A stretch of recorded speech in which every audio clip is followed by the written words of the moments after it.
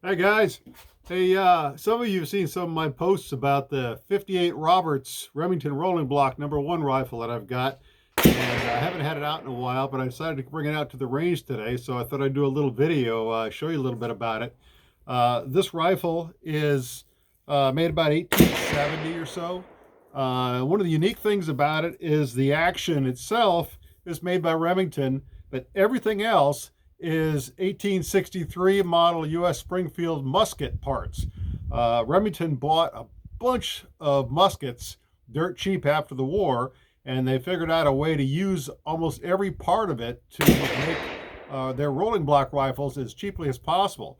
So every part of this rifle, except for the action, is model 1863 Springfield musket. That includes the barrel, the stock, the bands, the sights, the buttstock, the sling swivels, I mean, everything.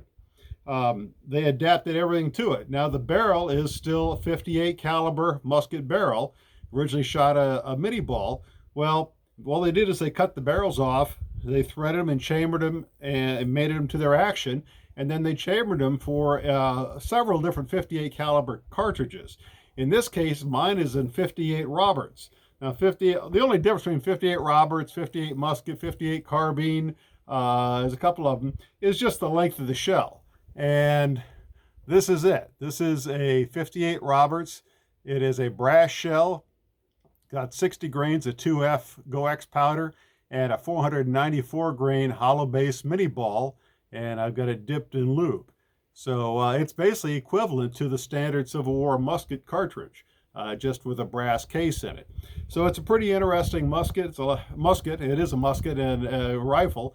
It's a lot of fun to shoot. So I brought it out today, and I've been wanting to chronograph it. So I got my chronograph set up here so I can get some velocity data. And I've shot it probably a dozen times, but I've never chronographed it before. So this is my first chance to actually see what these rounds are doing. So let's take a couple shots.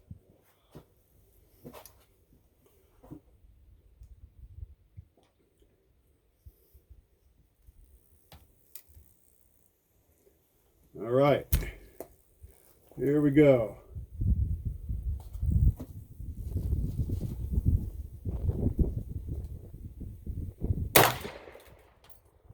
Ooh, blew one of the sky screens off my chronograph. 1,179 feet per second, what I got out of that.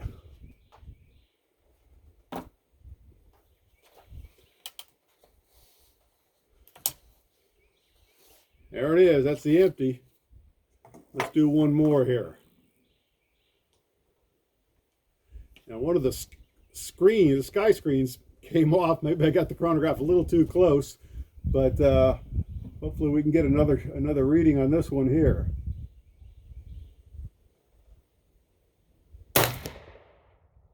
1141 feet per second. So I'm recording these as I go. So you can see it shoots quite well. It's got a pretty good muzzle velocity.